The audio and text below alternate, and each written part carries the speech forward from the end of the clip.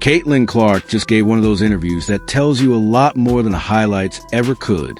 Because yes, people are going to focus on the shot making, the Team USA return, the buzz around camp, and the fact that she already looks like one of the biggest stories in women's basketball again.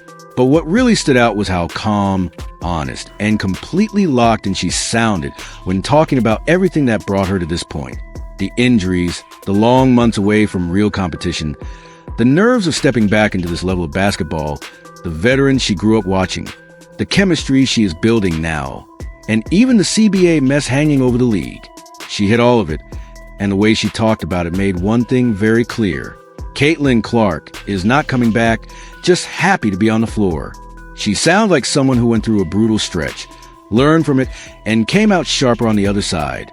That matters because last season was not just disappointing. It was exhausting. Clark barely got a real chance to build rhythm before a year turned into one setback after another. And the worst part was that it was not one clean injury that gave her a clear timeline and a simple rehab process. It was the kind of season athletes hate most, where little things keep stacking up until the whole year starts feeling cursed. A quad problem, a groin issue, an ankle that would not fully calm down. And every time it felt like progress was coming, something else pulled her right back.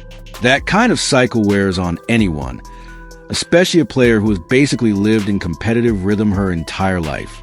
You could hear that in her voice when she talked about it. She did not make it dramatic.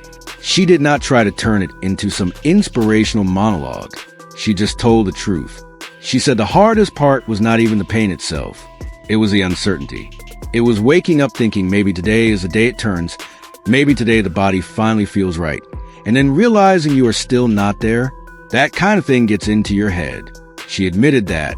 And hearing someone as composed and driven as Clark say the injuries mess with her mentally tells you how rough that stretch really was.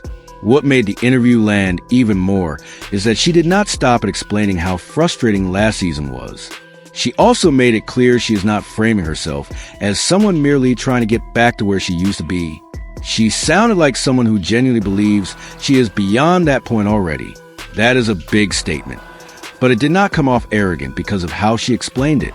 She talked about approaching the offseason with more intention, being smarter about what she was working on, focusing on getting her body right, and rebuilding a way that was actually targeted instead of just grinding for the sake of it. That is a different mindset. That is not blind work. That is specific work. And honestly, when you combine that with what has come out of Team USA camp, it tracks. Because the version of Clark showing up there does not look like a player feeling her way back in. She looks engaged, quick, comfortable, and ready to compete. That is what people around camp have been reacting to. It is not just that she is hitting shots. It is the way she is moving, the way she is making decisions, and the fact that she does not look tentative. That is always one of the first things people look for when a star comes back from an injury-heavy stretch.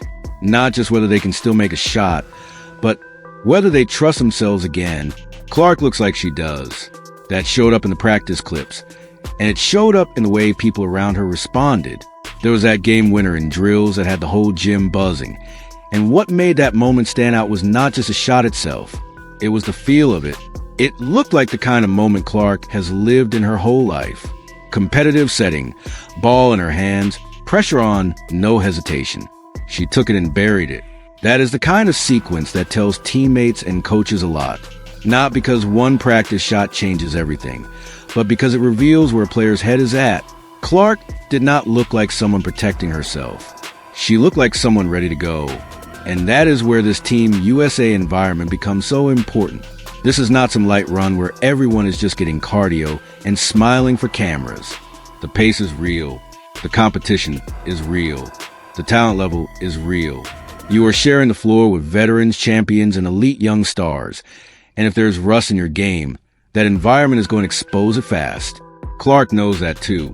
She even admitted that there would probably be some nerves because she has not played real high-level basketball in a while. But what was so refreshing is that she did not present that like a weakness. She almost made it sound like the point. Get back in the fire, feel the speed, feel the pressure, and find out exactly where you are. That is what makes this return so interesting. Clark is not pretending the layoff meant nothing. She is not acting like she can snap her fingers and erase months away from real game action, but she also is not giving that layoff power over her. She sounds like someone who knows that a little rust is normal, but also knows her game is still there. In fact, one of the best lines from the whole interview was when she basically reminded herself who she is and what she has already been. That is confidence, but it is grounded confidence. She is not inventing a new identity. She is reconnecting with the one she already built. Another great part of the interview was the way she talked about the veterans around her. She was not just name-dropping stars for the sake of it. She sounded like a serious player paying attention to details. She talked about players like Kalia Copper, Chelsea Gray, and Kelsey Plum with the respect you would expect, but also with the curiosity of someone studying them in real time. How they move, how they communicate, what they do in the moments between reps. That matters because it tells you Clark is not just there to participate. She is there to absorb. The best players do that. They do not just rely on talent. They learn from every environment they step into. Then there was the part about the idols she grew up watching, and that may have been one of the most human parts of the whole conversation. She talked about the legends she watched as a kid, the team she admired, the meaning of wearing USA across her chest, and how surreal it is to now be inside that same pipeline. And again, it did not sound like some rehearsed patriotic answer. It sounded like someone who genuinely understands how rare this is. She remembers being the kid, looking at those players. Now she is in the gym with some of the people she used to watch from a distance. That perspective matters, because it keeps the moment grounded. She knows this is special. The Paige Buchers part of the interview was great too, because you can tell Clark is excited about what that pairing can become. She talked about learning each other's tendencies, figuring out how they fit together, and building chemistry in a way that felt very intentional. That should be exciting for anybody who loves high-level guard play. Those are two of the smartest and most skilled guards in the sport, and they both seem genuinely invested in figuring out how to make each other better. That kind of mindset is huge in a Team USA setting, because chemistry does not magically appear just because the roster looks good on paper. Players have to want it. Clark made it sound like she absolutely does. And that is part why the overall tone of the interview was so strong. She did not sound bitter. She did not sound overly polished. She did not sound like someone trying to win a PR battle. She sounded like a player who is grateful, competitive, observant, and genuinely happy to be in this environment again. There was real joy in it. Not just relief, but joy. And that matters because the best version of Clark has always been one that plays with that edge and that joy at the same time. When she has both, she changes the feel of a team. That is exactly why Fever fans should be paying very close attention to this whole Team USA stretch. Because what is happening here is not separate from Indiana's future. It is directly connected to it. The Fever do not just need a healthy Clark. They need this version of Clark. The one who has been forced to slow down, rebuild, and come back with even more clarity. The one who talks like a floor general. The one studying veterans, building chemistry, and stepping into big moments without fear. If this is who Indiana gets moving forward, that changes a lot. And then the interview took another interesting turn when she was asked about the CBA situation.